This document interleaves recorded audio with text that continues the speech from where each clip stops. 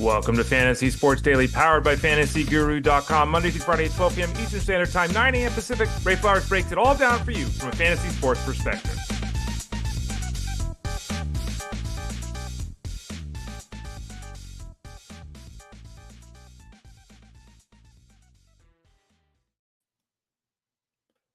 Morning, everyone. Welcome to the show. I'm Ray Flowers, your most of the time host here on the show. I'm here with you 4 days a week, Monday, Tuesday, Thursday, Friday. On Wednesdays, Justin Fensterman hosts. Why is that? Because I'm over on SiriusXM Fantasy Sports Radio with Jeff Manns on the Elite Sports Show. So we're here about an hour each day, Monday through Friday, 12 to 1 Eastern Time, 2 to 5 Eastern Standard Time. Flip things over, tune the dial, or flip the dials, they used to say. I don't know, there's no dials anymore for most people, but spin the dial to SiriusXM Fantasy Sports Radio and listen to the Elite Sports Show with Jeff Manns Monday through Friday from 2 to 5. Again, I'm with him on Wednesdays. I'm Ray Flowers. You can follow me on social medias at The Ray Flowers. Just type in at The Ray Flowers. You can probably find me there. You can find me in Discord answering questions. You can find me behind the scenes. Well, you can't find me because it's behind the scenes. But behind the scenes, I'm writing baseball, getting ready for the 2026 season. I'm here with you 4 days a week. I'm writing articles over at FantasyGuru.com. I'm in the chat room over at FantasyGuru.com. I'm on SiriusXM Fantasy Sports Radio, on and on and on. Hopefully you're enjoying the access to everything here. And hopefully you're getting ready for the holiday season. I don't know. I got this weekend. I have never had it before. And I'm not a huge energy drink guy. When I do an energy drink, I usually do Monster sugar-free just because. Has anyone tried this yet?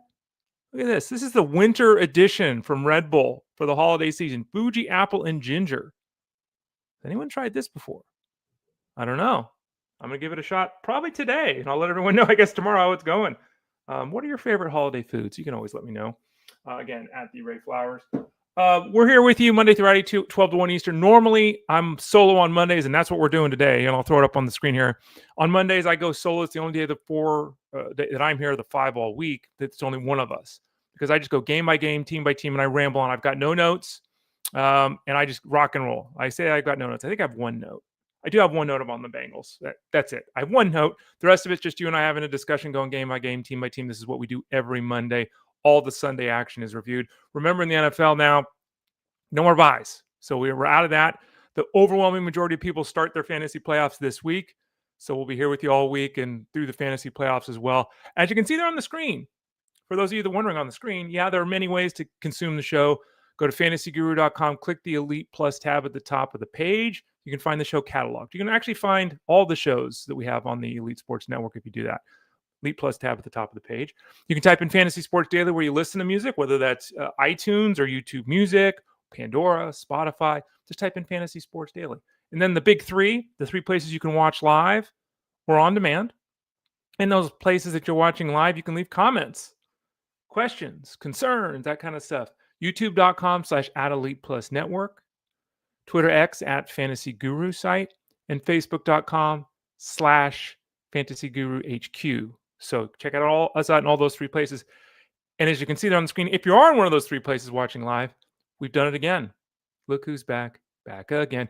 We lowered the discounted price on our football product further. It's now $64.99 the rest of the way as we get closer to the end of the season. Remember, our football product right now is everything we cover for college football, everything we cover for the NFL. So all of our football coverage, articles, live streams, podcasts, chats, rankings, projections, Discord rooms, all of it, one price for seasonal football, for DFS football, for betting football. Everything we do for football. Get involved right now, $64.99 the rest of the way. And remember, for those of you on YouTube in particular, you can see it at the bottom of the screen there if you just scroll down in the description below, or for those of you watching live. We're doing our gift cards now too. Okay? And the gift card information is pretty significant because as you can see there, you get discounts. So this is no joke. You get signed up for $25, we give you $10 free. You sign up for $50, we give you $15 free. You sign up for $100, we give you $25. You sign up for $200, we give you $50 free. So you could get the deal, get a gift card for a friend, keep the extra money for yourself, and apply it to the $64.99 seasonal content, DFS content, wagering content for football the rest of the way. That'd be my projection, but that's me. That's how I would do it. And we're not going to look at you as a Grinch if you decide to keep a little bit for yourself. You can do both. You can give it away and keep it for yourself. David asked how my weekend was. Thank you for asking, David. I appreciate that. Weekend was okay. Firmed up all the decorations on the outside.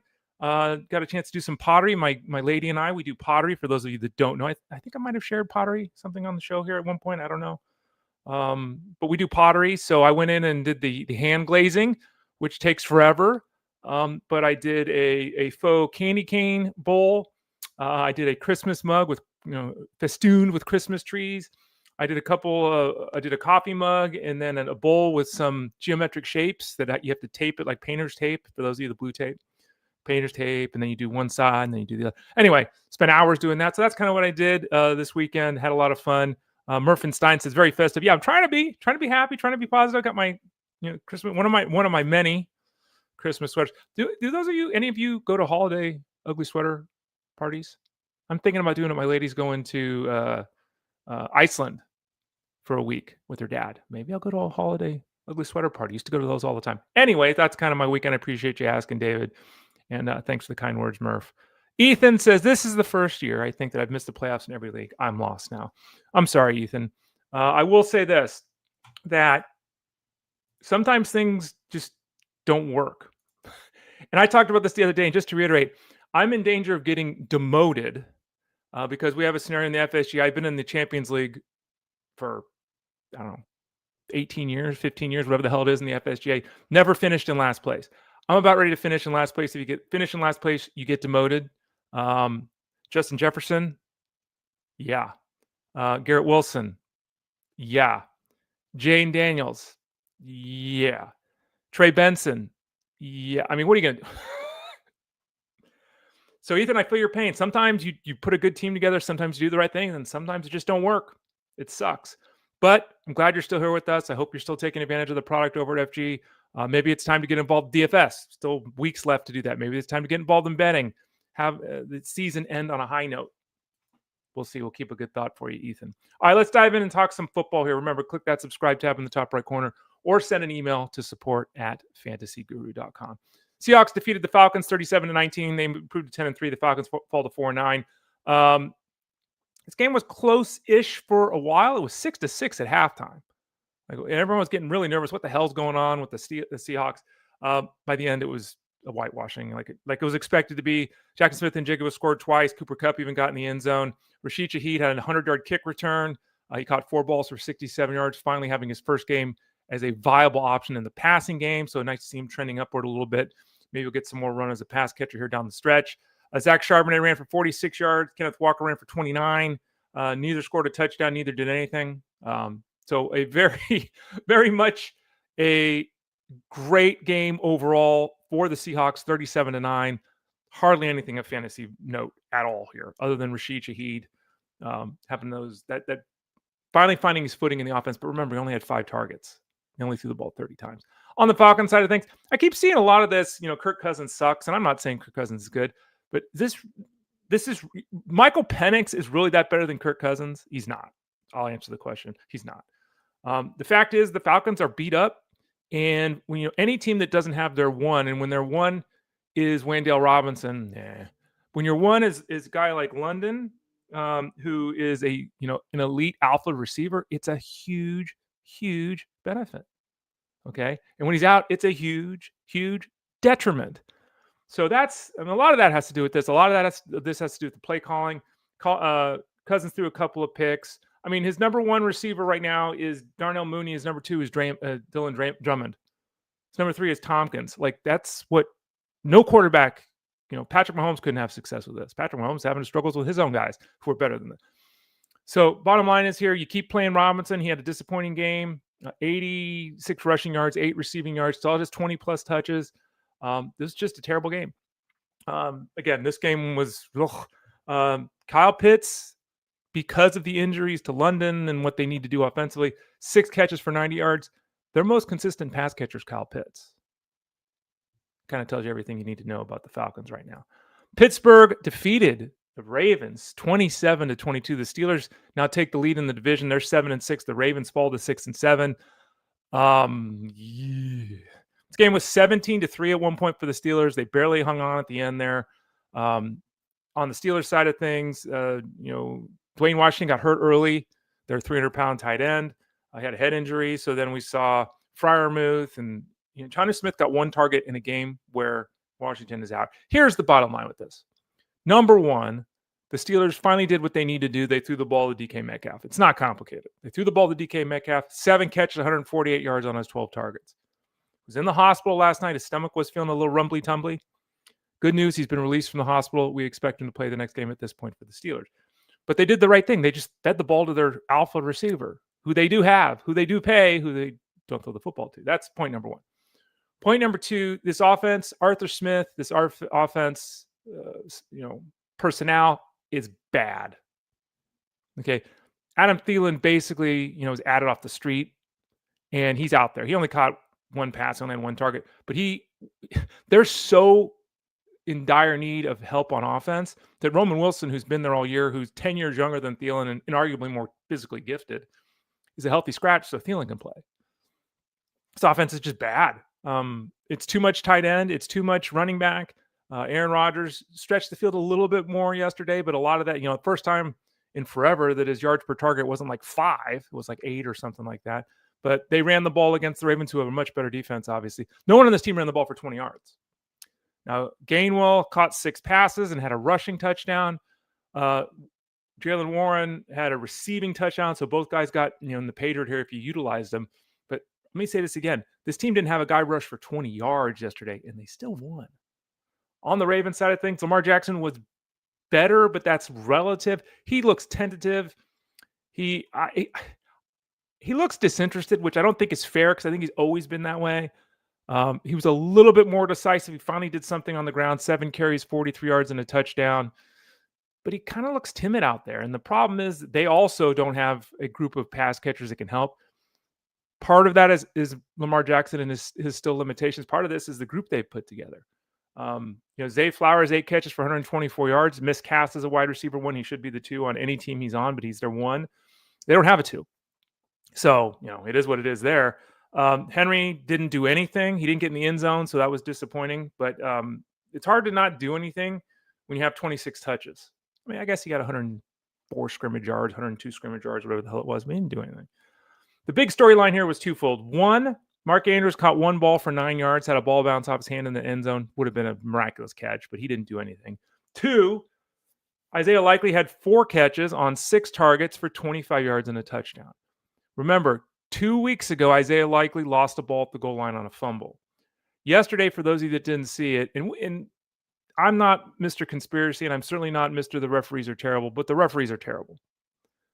For those of you that didn't see it, Isaiah Likely reaches out, catches a ball in his hands. He's firmly got the ball, takes 1 step, he's standing in the end zone, takes 1 step, takes a 2nd step. The defender then reaches in and knocks the ball out of his hands before he can make a 3rd step. And the NFL and all their officials and the league released a statement and all. You have to make 3 steps now in the end zone. You have to make 2 steps into a football move. You're in the end zone. You catch it. This is the thing I don't get. You're in the end zone. You catch a ball with 2 feet in and you fall out of the end zone. That's a touchdown, right? You double tap your toes. You hold on to the ball. You fall out of the end zone, touchdown. But if you're in the middle of the end zone and you catch the ball with 2 feet down in the end zone, you now have to take a 3rd step. That should have been a touchdown for Isaiah Likely. He should have had 2 scores. That should have been 3 touchdowns for Lamar Jackson, right? Beyond that, did you all see that Michael Pittman touchdown where they called offensive pass interference? The NFL's got problems. The referees are too off in the storyline. And again, I'm not Mr. Conspiracy or anything like that. The referees are too off in the story. And it certainly seems, and I'm not saying it is, but it seems that way. Because again, I got no horse in the fight here. I'm not a Ravens fan. I'm not a Steelers fan. I'm not a Colts fan. I'm just saying, it certainly seems from the outside, doesn't it? That these referees are making these games close. You know what I'm saying? Wink, wink. I don't know. But anyway, Likely should have had a 2nd touchdown. Pittman should have had a touchdown. It is what it is. But keep that in mind when you're looking at Likely, who had more targets, more receptions, more involved in the offense than Mark Andrews was against the Steelers. Next up, the Bengals fall to the Bills. The Bengals were going to win this game until they went into full tank mode. Joe Burrow had 2 interceptions, but he played a really good game in the snow. The great winter snow game here in the final month of the season, or final month of the year, 2026 is coming up. Joe Burrow, 284 yards, 4 touchdowns. He threw 2 picks. One of them was a stupendous jumping, leaping, grabbing pick 6. The other one was on a deflected pass on back-to-back plays. And those back-to-back plays resulted in 2 touchdowns for the Bills, and that was the game. The Bills won 39-34. At one point here in the fourth quarter, they were down by 10 points. They then went on to score 21 consecutive points in the fourth quarter to the Bills. On the Bengals side of things, Chase Brown should have had 3 touchdowns. He had a ball in the end zone. He got through his arms. It would have been a very good catch, but he's an NFL football player. Luckily, he had a rushing touchdown and a receiving touchdown anyway. He had 35 yards of offense. But he scored 2 touchdowns, and it easily could have been 3. Higgins dropped multiple passes. T. Higgins. He tried to high point a football, fell and hit his head off the turf, had to go in the blue tent. He was in the blue tent at another point in this game. He ended up with 6 catches for 92 yards and 2 touchdowns. And one of his catches was beautiful. But again, multiple trips to the blue tent yet again. Multiple drops.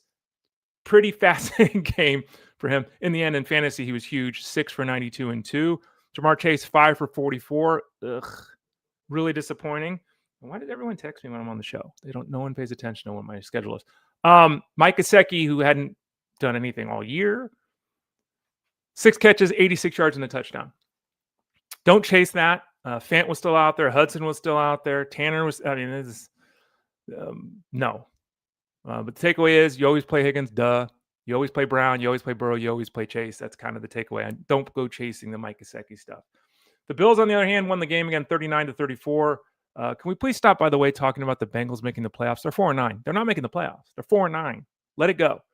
Bills are 9-4. They're going to make the playoffs, but this is a game that they easily could have lost. And if you're watching this game halfway through the fourth quarter, you thought they were going to lose this game. Josh Allen basically won this game for the Bills. And too often, this is what the Bills are doing. They're saying, Josh Allen, go out and win a football game. This is not a very complete football team right now. This is not a very good offense right now. They still run the ball effectively, and they did that again yesterday. 78 yards on the ground for Allen, 80 yards on the ground for Cook. Ty Johnson even had 25 yards. They ran the ball with 185 rushing yards on 30 carries. It's the Bengals. They really ran the ball well. The passing game, by the way, Cook with 2 fumbles, 1 lost. Hold on to the ball, James. Allen had 3 touchdowns passing. He had 1 rushing, which is kind of the standard anymore. 1-1, right? He's doing it every game, it seems like. The Bengals, again, to say it, I'll reiterate the point we keep making on the show. Whoever the tight end is against the Bengals, start them. Yesterday, the worst tight end defense in football, potentially ever, the Bengals, allowed the 3 tight ends for the Bills, again, 3 of them, which was frustrating from a fantasy perspective. But those 3 guys for the Bills, the tight ends, caught 11 balls for 137 yards and 2 touchdowns, doing their best Kellen Winslow impersonation. Jackson Haas scored a touchdown on his only target. The Bengals just lost him near the goal line. He had a 3-yard touchdown. Dawson Knox had 6 catches for 93 yards. The return of Kincaid was nice. He got in the end zone 4 for 41 and 1. All that's nice. It would be great to see him get the second touchdown or to get a couple of those catches from Dawson Knox. But again, the Bengals are just atrocious against the tight end. And another game with the pass catchers doing absolutely nothing out wide. Shavers 1 for 16. Shakir 2 for 16 and a touchdown on a great play by Allen. Again, 2 catches for 16 yards. Gabe Davis 2 for 21. Brandon Cooks didn't do anything. Keon Coleman 2 for 16. Did I say that? It's just they got to figure out this offense. And they got to do a better job on defense. They got a whole lot of stuff to work on with the Bills there. They moved to 9-4. The Titans improved to 2-11. Oh, Browns fall to 3-10. It's almost impossible. It's not impossible because it happened yesterday. But it's almost impossible. You score 31 points and have your quarterback throw for 117 yards. In modern football. Back in the day, okay, you ran the ball 38 times, you ran for 190 yards. Okay. Nowadays, Cam Ward completed half his passes for 117 yards and 2 touchdowns. I think that was the first game all year he threw for 2 touchdowns, which is pretty ridiculous. Didn't do anything. Tajay Spears didn't do anything. DK had 5 catches for 24 yards, but he got a touchdown.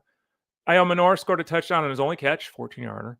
The storyline here was Tony Pollard, who no one should have started against the Browns. Absolutely should not have started Tony Pollard in any format. If you did, well, you're the smartest person in the room. 25 carries, 161 yards, 2 touchdowns. Never happening again. Was remarkable. It happened once, but never happening again. Sometimes weird things just happen. Sometimes things happen that don't make sense. The Titans winning the game doesn't make sense. Scoring 31 points against that Browns defense doesn't make sense. Doing that on the road makes even less sense. And having Tony Paul run for 161-2 makes no sense. Speaking of making no sense, Angelo says, why did they take Shedeur out for the 2-point try? Makes no sense. Stefanski declined to explain why went wrong, but accepted blame. For those of you that didn't see it, what Angelo's referring to is they did try a 2-point conversion. And this is not new, Angelo, you probably know this too. When they get down near the goal line, and this is a problem, it's growing to epidemic levels in the NFL. Teams don't ever play it straight. Like you're seeing offensive linemen run out and pass, near the goal line. They're trying to throw it to the third tight end. They're trying to throw it to offensive linemen. They're doing, misdirections. They're doing sweeps. They're doing all this. If you can't run your basic offense from the 2-yard line and get in the end zone, you don't deserve to win a football game anyway. So what they did was they took Shedeur Sanders off the field and they went into the Wildcat with Quinshon Judkins in the backfield. We've talked about this. The only time in the last month that Quinshon Judkins has scored a rushing touchdown is out of the Wildcat. Okay. So them running a Wildcat is not abnormal. The way they did it, Judkins got the snap. He ran to the right side. I think it was it Larvadane or Corley? I don't remember who. The wide receiver was running in the other direction. It sure looked like Judkins was supposed to give it. So Judkins runs right. The receiver on the right side is running left. Flip it to him, misdirection, go the other. Yeah, Judkins didn't do it. He didn't do the handoff or the flip or the toss. He then flung up a ball that had no chance of being caught, and that was it. I don't know why. Makes no sense, but teams do the trickery when they know their offense can't get 2 yards. That's Shedeur Sanders threw for 364 yards and 3 touchdowns. He ran for a touchdown. That's 4 touchdowns. Obviously, pushing 400 yards of total offense, a massive fantasy game for him. Did he play well? Like he barely completed half his passes. We're still looking at an offense that, though Jerry Jeudy scored a touchdown, all the pass stuff is the running backs, all to the tight ends. They got nothing going. Tillman got hurt late with a head injury. Season could be over. And Njoku hurt his knee. He only played like 6 snaps. 1 target, got a touchdown. The big receiver, obviously, was Fannin with 8 for 114 in the score. But yeah, Sanders' numbers were really good. You shouldn't have played him yesterday, even in like a Superflex league. Don't go chasing points here on the waiver wire with him because, again, he didn't play very well. He made a couple of nice throws. They still put up 29 points, but that's not a performance to chase for the reasons we're discussing. The Colts, Jaguars moved to 9-4. The Colts fall to 8-5. The Jaguars have steam behind them, man. They're making the playoffs. The Colts, I haven't seen it unless it's been announced the last 20 minutes here as we're on the show, and I'll do a quick scan to see if it has. No, I don't think we've seen it yet, but there's an Achilles injury to Daniel Jones. It's very rare to have an Achilles injury that is not significant. We saw Jones himself slamming his helmet on the field. We saw him barely being able to walk off the field. Pro Football Talk's Mike Flory reports that the Colts don't know when or if Anthony Richardson will be allowed to be cleared from his eye injury. For those of you who don't remember, he was doing some band work. Reportedly, the band snapped. I do band work for my shoulder. Doing band work, the band snapped, hit him, and broke his eye socket. Which, hey, look, man. I mean, I do band work, but I'm doing band work. I'm a guy who types for a living in my office. So I'm not doing band work as if I'm replacing, a 250-pound sled or something. So maybe that's a different kind of band than I use. I can't fathom how the bands I use would break an eye socket, but that's what they did apparently there. Riley Leonard took over as the quarterback yesterday when Jones went down. It's likely, not confirmed yet, but it is likely that Daniel Jones' season is over. As we're reporting now, we have no idea when Anthony Richardson is back. So Riley Leonard's going to have to be the guy. And Riley Leonard actually did a serviceable job. He should have had a touchdown pass yesterday, as we talked about earlier with Pittman. That was a terrible call by the refs. He did have a rushing touchdown. It was very serviceable. But even if they were to make the playoffs with Leonard, they're not winning anything. And it's going to be tough for them to win down the stretch here with Riley Leonard in their center. So all the good vibes for the Colts, suddenly scary time here. If you have Jonathan Taylor, you obviously He was fine in sense he got in the end zone, but defenses are now going to key on him more. Only averaged 3.5 yards a carry yesterday. Pierce had 5 for 80 as he continues to be a significant part of this offense. Pittman still had 9 catches for 79 yards, so still was very productive there.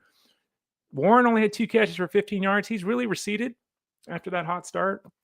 Angelo said it right here. I'm scared to start Warren. Yeah, I mean, given the dearth of production or consistent production at the tight end spot, I'm not going to say I'm scared to start him. Am I concerned? Yeah, I think it is. And there's another one of those games where it just wasn't very productive. So the bottom line is the Colts season's kind of teetering here, and we'll continue to monitor, obviously, who the quarterback is. If it's Leonard, yesterday's effort's kind of what we should expect. Anthony Richardson, that guy's, it's the golden chance for him to get back out there, and he's just not able to do it. On the Jaguars side of things, Trevor Lawrence went for 244 and 2. Brian Thomas caught 3 balls for 87 yards. Patrick Washington didn't play. That led to Tim Patrick dropping a touchdown pass and then right thereafter catching a touchdown pass on the same drive. 5 catches for 70 yards and a touchdown out of nowhere for him. Don't go chasing that. Jacoby Myers is the story here. 3 carries. They wanted to get him the ball. It's a pass catcher, 4 for 39 and a touchdown. So he is their main receiving threat. Now, he produced 39 yards on 10 targets. So that's not... But there was that. Brenton Strange, 3 catches for 27 yards. On the ground, a couple of scores for ETN. About to follow news with Bashal Tootin. Tootin had 2 carries. He had a fumble that was lost. Was he benched because of the fumble? Was he benched because of his head injury? Still waiting for some clarity there. But Allen might be the guy to be thinking about here. LaQuinn Allen, if indeed Tootin is down with an injury here, or if the team's moving on short term because of the fumble issues. Let me tweet out what we're doing here just so people know. Again, I'm Ray Flowers. You know that at fantasyguru.com. Let's hit up our next game. Our next game in Bonelli, as they say here. Got a lot to say about this one. And I mentioned earlier my team from the FSGA. And you don't lose a game because of one player. You don't lose a matchup in fantasy because of one player. But I will say this, one of the main reasons I'm in dire, looking like I'm going to get kicked out of that league and demoted in the FSGA is because of Jaden Daniels. Because this is the 3rd time this guy has had an injury this season. And for those of you that watched the game yesterday, there's all the debate about whether or not he should have been playing or not. Okay. Fact of the matter is that they put him out there, and if they put him out there, he needs to be able to play a football game. If he's not capable of protecting himself, if he's not capable of playing a football game without injuring himself, if he's not capable of doing these things, then he needs to be out of this game, right? He threw an interception. He got pushed over by a defender, fell down, and that was it. Like he got pushed over on the interception return. Didn't get blasted, lit up, anything. He got pushed down, fell on his left arm that he had hurt, and that was it. He was removed from the game. So you can question the coaching staff. You can question the playing him. You can question a lot of things about what went down yesterday. But the bottom line is, it's just like what is happening here? Like what is happening here? Huge, massive, horrible fantasy disappointment this season, Jaden Daniels. And I'll say this. I always cheer for Jaden Daniels because he's an exciting football player, because it's a great story, and because, honestly, he's built almost exactly like I am. I type on a keyboard for a living. I'm not a quarterback in the NFL. Jaden Daniels is not playing 17 games. And I will be hard-pressed to draft him next season because this season was a disaster. Okay, and yesterday is the height of it. He got pushed down by a defender on an interception return, and his coach was afraid to put him back in the game.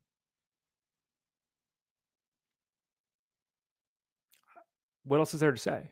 You think Josh Allen wouldn't go back in the game? You think Joe Burrow wouldn't go back in the game? Hell, you think Sam Darnold wouldn't go back in the game? But the coaching staff has to protect their tiny little quarterback who got pushed down on an interception. They got whitewashed, by the way, by the Vikings. The Vikings are a bad football team. They won 31-0 over the Commanders. I don't know. I'm assuming Jaden Daniels is done for the season. And even if he's out there next time, I'm not I can't do it with Jane Daniels anymore, obviously, as you can probably tell. So Marcus Mariota will be the quarterback moving forward. Rodriguez did a good job on the ground, but he only had 10 carries, so his 5 yards of carry didn't matter. No one did anything as a pass catcher. No one hit 45 yards because this team was horrendous yesterday. Their offense was pathetic, and their defense got steamrolled by 31 points by a inept quarterback. Now, I will say this. McCarthy played a good football game yesterday. He threw 3 touchdown passes yesterday. 2 of them go to Josh Oliver. Yeah, Josh Oliver. That was great for fantasy. Hey, man, TJ Hawkinson had 12 yards, but at least he got in the end zone. So Oliver didn't steal all the tight end frame. But McCarthy, maybe it's me, and I will say again, McCarthy, that's the best football game he's played. Anyone watching that game think he was a little full of himself? Just a little bit? Bro, you suck. Okay? You have been terrible this season. Not even bad. You have been terrible. You play a good football game, and now you're Mr. Badass. Okay. A little much for me. Big takeaway here, though, is that Aaron Jones played, and he had 14 carries, 76 yards, so he was the leader on the ground. It wasn't Mason. Mason did get a rushing touchdown, so those of you that played Mason got a little bit of a payoff there. But as exciting as the offense was, as productive as McCarthy was, Justin Jefferson, 2 catches for 11 yards. Justin Jefferson is under 20 yards in 2 games. And I don't care how well a quarterback does. When you have a Hall of Fame player, and Jefferson is going to the Hall of Fame. When you have a Hall of Fame player and you score 31 points and your Hall of Fame player catches 2 balls for 11 yards, it ain't working, man. So, Mr. McCarthy, I got some advice for you. Instead of acting like you're a badass because you played one good football game, how about you get the ball to the Hall of Fame player on your team? Just a suggestion. You want to continue to be the quarterback of the Vikings? You want to win football games? How about you throw the ball to the Hall of Fame wide receiver who you have turned into nothing, who you have made Jalen Naylor. Jalen Naylor had 3 catches for 30 yards yesterday. Jalen Naylor yesterday had more yardage, yesterday, 30, than Justin Jefferson's had in 2 games. How about you work on that, JJ McCarthy? Just a thought. The Dolphins destroyed the Jets. It was 34-10. I mean, it was 21-0 in the first quarter. It was over. Just over. Good news is that Devon Achane, who hurt his ribs, we heard after the game, he could have gone back in the game. There was just no reason to. So at this point in time, we're fully expecting Achane to play the next game for the Dolphins. Achane still had over 100 yards from scrimmage and a touchdown on 8 touches. We got a rushing touchdown from Ollie Gordon. Jalen Wright took over the backfield after Achane went down. 24 carries, 107 yards, and a touchdown. So what this tells you is the Gordon, Wright, Gordon, Wright, Gordon. We've gone through this all season. Certainly seems like if Achane goes down with an injury, Wright will be the lead guy. That's what we saw yesterday. I think it's very fair to say when a guy gets 24 touches, or actually 20 and 3 targets, by the way. When he gets 24 touches, he is the backup that you want. If you have Achane, it is paramount you get Wright. You have to go add Jalen Wright this week. He's on the waiver wire in every league. Add him this week. Wright, again, Achane should be fine. Should be. But we need Wright here because if Achane goes down, we saw what happened yesterday. Jalen Waddle had a 21-yard carry in addition to his 5 for 50 and a touchdown. He was the only pass receiver of note. Darren Waller barely played, caught 1 ball for 13 yards. Darren Waller stinks. That's why I never recommend anyone plays Darren Waller. On the Jets side of things, Aaron Glenn, everyone likes Aaron Glenn, it seems. You know, he's dancing on the sidelines. You know, players seem to like him, all that kind of stuff. Does he know what he's doing? His act with the media is getting very Belichickian, and it worked for Bill Belichick. It doesn't work for you, Aaron Glenn. Aaron Glenn came out in the media and said, "This is who's going to be your quarterback." Justin Fields wasn't active because of a knee injury. Tyrod Taylor, interestingly, the first game that Fields is unavailable to back him up, goes out with a groin injury, barely played. Brady Cook ends up being the quarterback yesterday. The Jets have no chance with Brady Cook, obviously. So Aaron Glenn says after the game, when asked, "Hey, man, who's going to be your starter?" Here's the quote. The quarterback this week will be, quote, "guy that gives us the best chance to win." He also told the media that he has no idea if Garrett Wilson's going to play or not. Is he dishonest? Is he a liar? Is he inept? Take your pick. I don't know. All I know is the Jets The Jets can't win games. They haven't won. They're 3-10. They can't win games with their number one quarterback. They struggle to win games with their number two quarterback, and they're not winning with their number three quarterback. So, Cook predictably, he didn't tank the offense. That's not fair. It's not fair for the rookie to put it on him. But the offense did nothing. They were down 21-0 in this game. Obviously, Miami could pin their ears back and rush the passer. No, they're not going to run the football. They're going to try to pass. So this was a terrible scenario for Cook to do anything. And he didn't. 163 yards, no scores, 2 interceptions. Didn't help that Mechie dropped the ball. Didn't help that Mitchell dropped the ball. The only positive was Mason Taylor, 5 catches for 51 yards. If Cook is the quarterback, it does seem very reasonable to think Mason Taylor could again be the leader in targets, could again be the leader in receptions, because Cook is going to want to get rid of the ball. He's going to want to make simple reads. He's probably not going to want to stretch the field. So Mason Taylor is in play if he is indeed the quarterback the next game for the Jets. The Saints beat the Buccaneers. Whoa. Saints are not a good team. They moved to 3-10 with the victory. The Bucs fall to 7-6, and the Bucs are a mess. We'll get to them in a second. Tyler Shuck, we talked about this a lot here on the show, and we said, look, neither Shuck or Rattler really is the guy this Saints organization should be building around for the future, but they got to give Shuck an opportunity. They're giving Shuck an opportunity instead of Rattler, and Shuck has done he's done a good job. Is he the guy that should be starting in week 1 next year? I'm still not convinced of that. I don't think you should be either. I don't know why he's running so much. 7 carries, 55 yards, and 2 touchdowns, which is great that he did that because he did absolutely squat diddly nothing as a passer. 144 yards, no touchdowns, and an interception. Devin Neal, luckily Neal got in the end zone once, even though we had the 2 rushing scores for Tyler. Neal had 19 for 70 and a touchdown. He also caught a pass. Again, didn't do much, Mr. Neal, but did get his 20 touches and got in the end zone. So if you utilized him, it worked. Continue to say it, and I will maintain that. He's a flex option down the stretch here, at least until Kamara is back. We'll see if that happens this week. We don't know yet. The pass catchers, Chris Olave, 3 for 30.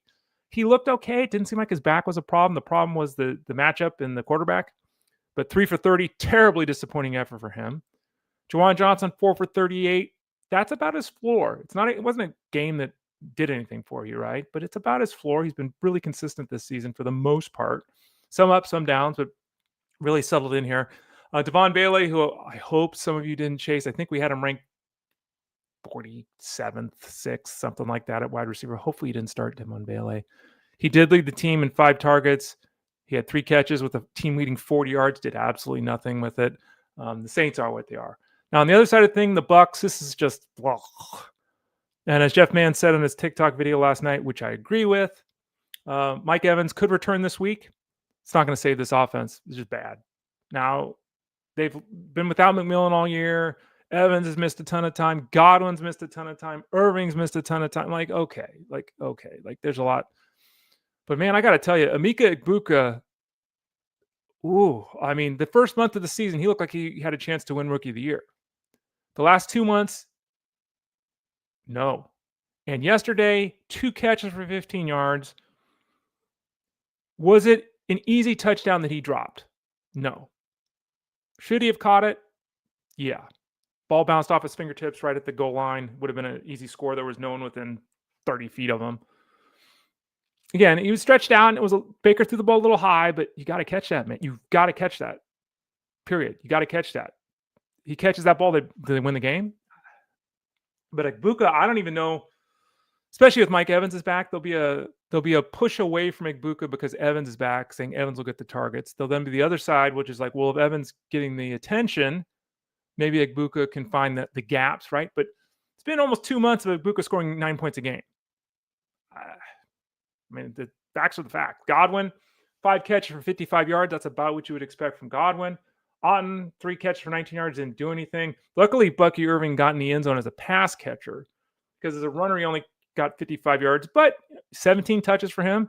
Here's the thing, 17 touches for him, 12 for White, and Sean Tucker had 7, including a touchdown. So, it's a messy offense right now. Baker Mayfield's not playing great. Their offensive line is beat up. Wirfs was out yesterday. That's a huge loss.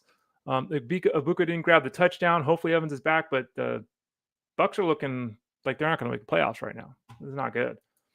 Denver defeated the Raiders as they were expected to. 24-17. That's a little closer than it should have been, guys. Now, It was 24-7 at the start of the fourth quarter. Okay. When Kenny Pickett comes in and gives a boost to your offense, as he did yesterday for the Raiders, on the Broncos side, Bo Nix had a rushing touchdown, completed over 75% of his passes, and threw for 212 yards. He threw 38 passes too, by the way. So that's the real storyline that I see it here is Harvey clearly, finally, let's hope, is established as the lead back. He touched the ball 23 times yesterday, had a touchdown, 6 receptions. I do find it bizarre, which I think all of you should also, that RJ Harvey, who was the third down back when J.K. Dobbins was playing, so he's good enough to be the third down back ahead of Beatty and ahead of McLaughlin. But the third down back when Dobbins was in action. When Dobbins is out of action, Harvey, as anticipated, takes over the lead role. Cool.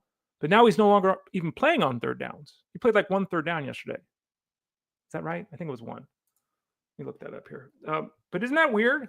Like, he's good enough to be your third running back all season long when your running back 1 is healthy. When your running back 1 goes down, he takes over the backfield and just stops playing third downs. Yeah, he played 1 third down yesterday. Very, very weird.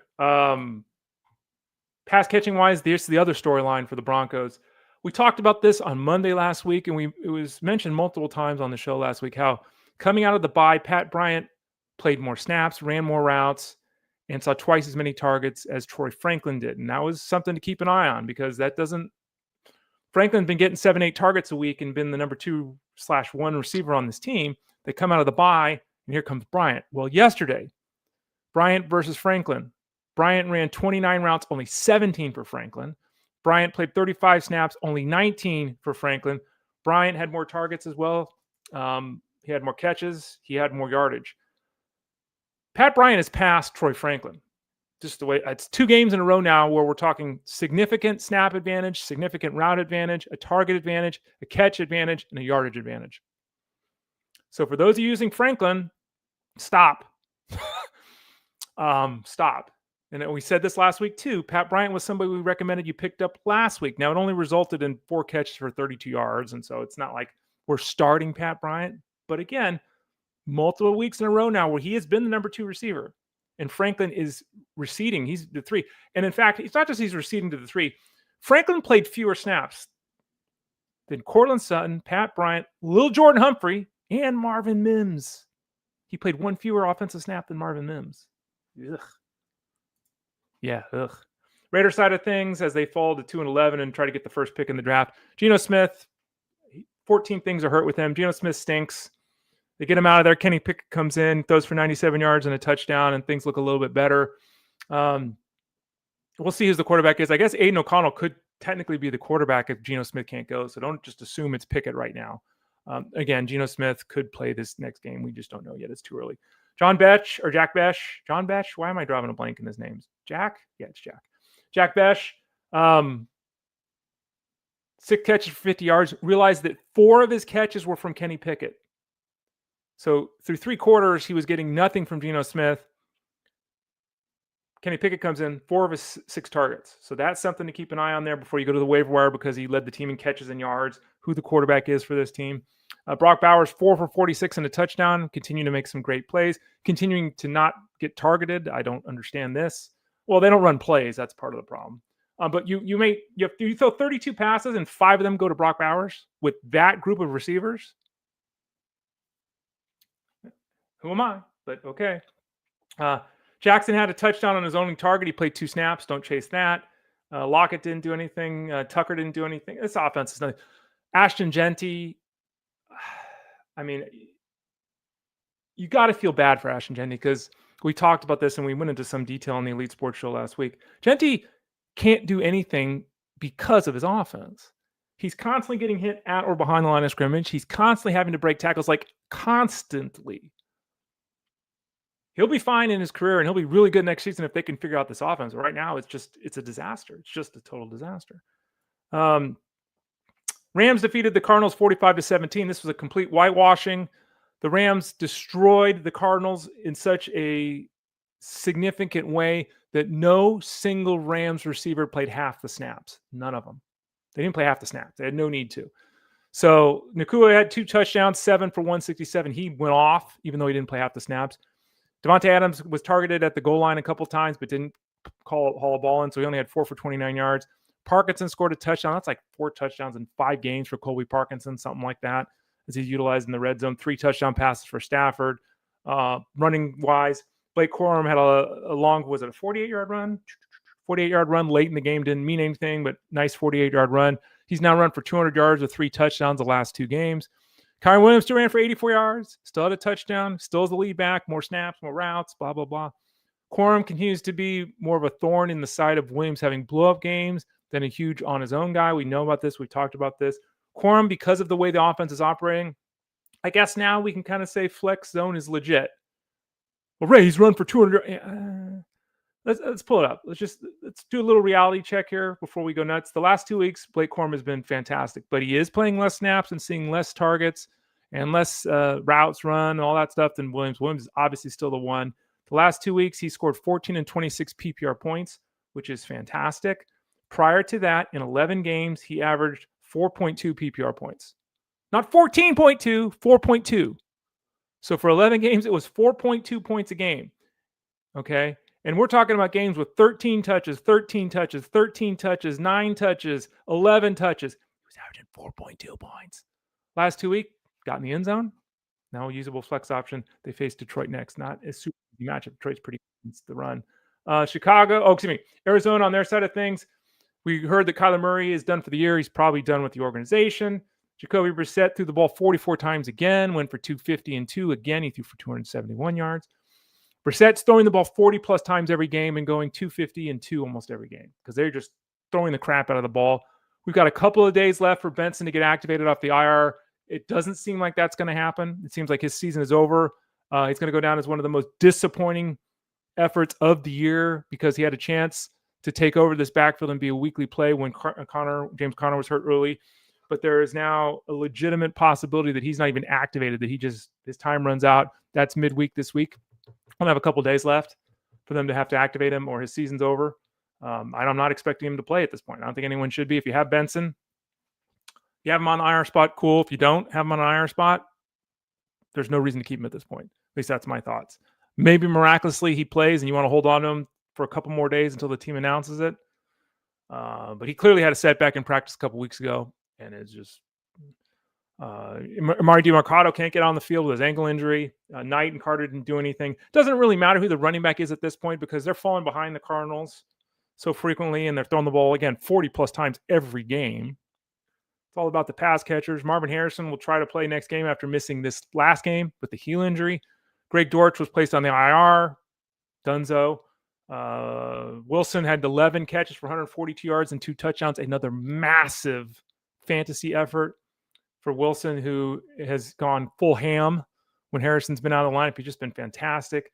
Trey McBride, disappointing in the context of everything, 5 for 58.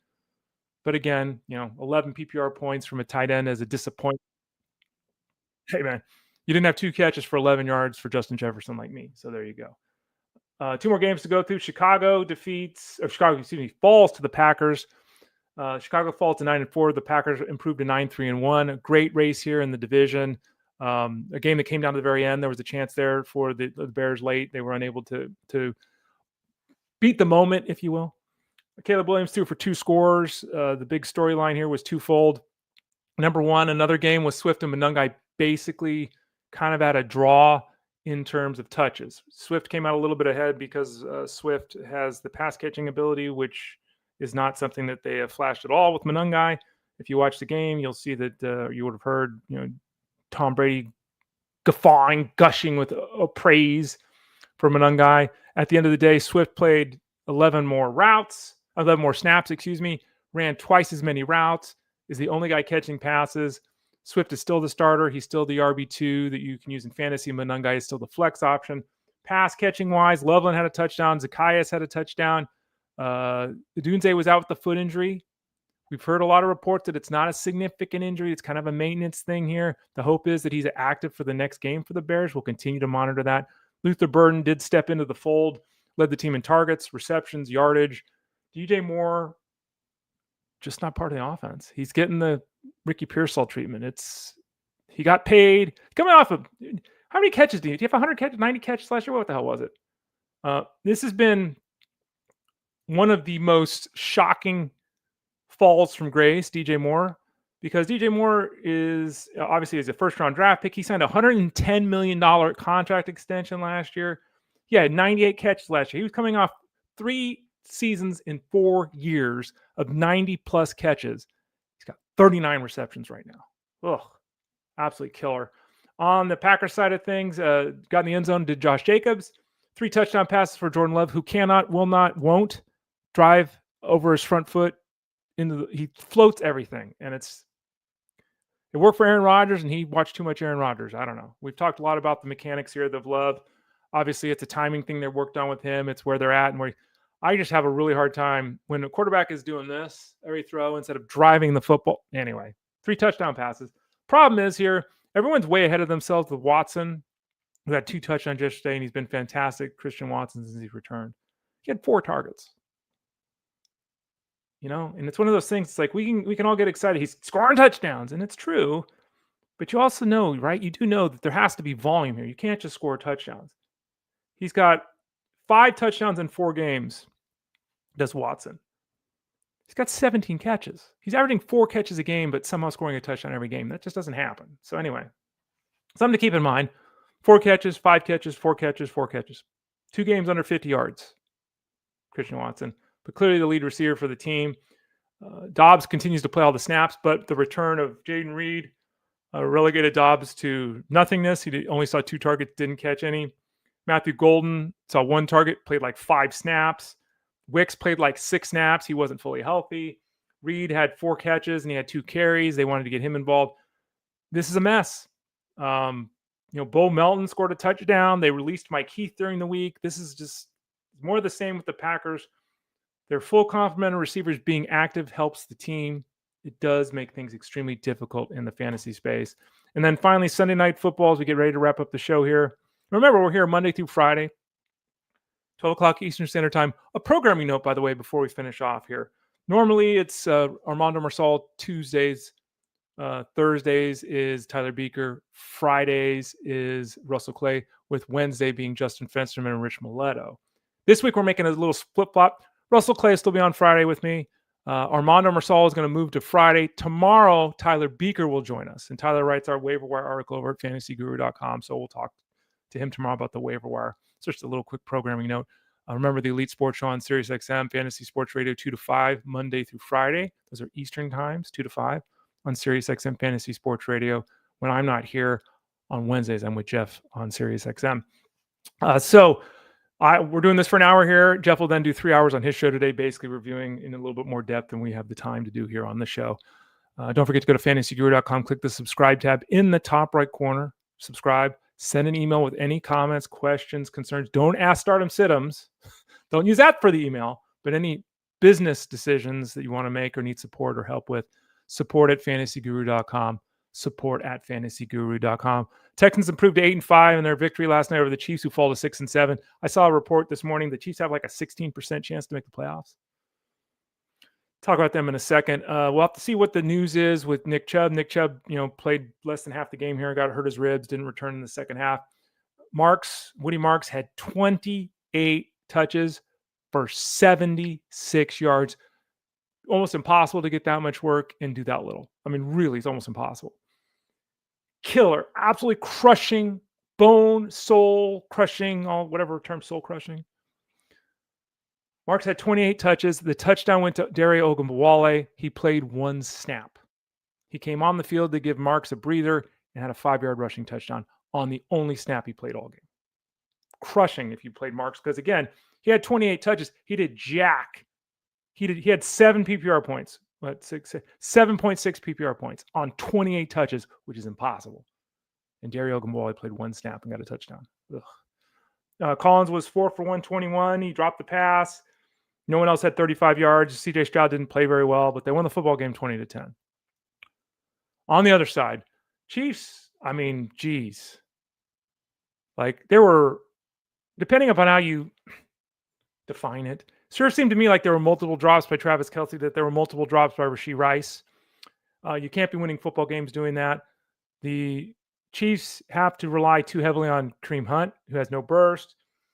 Juju Smith-Schuster, who's just a guy, like Xavier Worthy, who's 172 pounds if he's lucky, Marquise Brown, who's 172 pounds if he's lucky. This is just a bad offense. It's just a bad offense. Patrick Mahomes has got a legitimate chance to lead this team in rushing yard. Like, this is just a bad offense. And, you know, blame falls on Mahomes last night, 3 interceptions. Okay, fine. But again, his receivers are dropping the ball all over the place. He led the team in rushing yards. Andy Reid, who's this offensive genius, I don't like what's happened. Like, it's legitimate. What's happened here? There's still weapons here. Now, maybe they're not ideal, and the offensive line's been beat up, and they have a very difficult time establishing the run, which I think has been a large problem. Houston's a good defense, like all these things. What? Especially with Patrick Mahomes going for 250 yards and 2 touchdowns every week, right? But nothing to see here. Again, no one did anything last night. No receiving scores. The only player to have 40 receiving yards was Xavier Worthy. It's just a game to forget. And it's one thing if you're, 9-4, okay. They're 6-7. They basically have to win out to make the playoffs. And with what we've seen here the last couple of games out of the Chiefs, I just don't think that's a realistic possibility. I think the Chiefs are going to miss the playoffs. Ravens might miss the playoff. Like, we got some banging teams that we're used to seeing in AFC championship games. Maybe make the playoffs this year.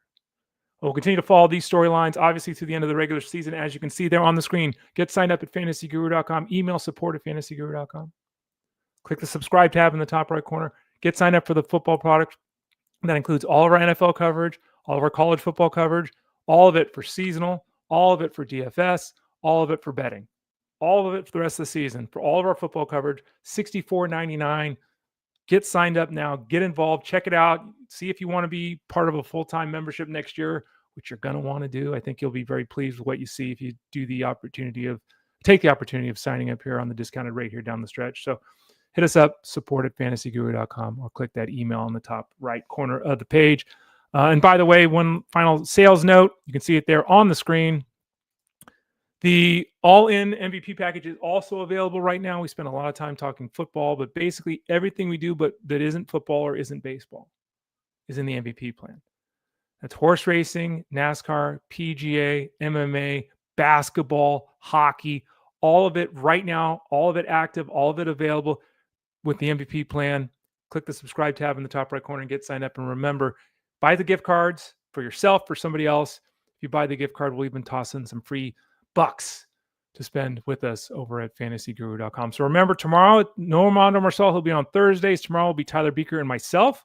We'll review kind of the early storylines of the week, talk some injuries, all that kind of stuff. And we'll spend a good amount of time here visiting with Tyler about the waiver wire scenario. He writes the article every week that you all read over at fantasyguru.com. So best of luck tonight if you're still playing for something. We'll continue to follow the news. The news is right now expecting Justin Herbert and Omarion Hampton to play.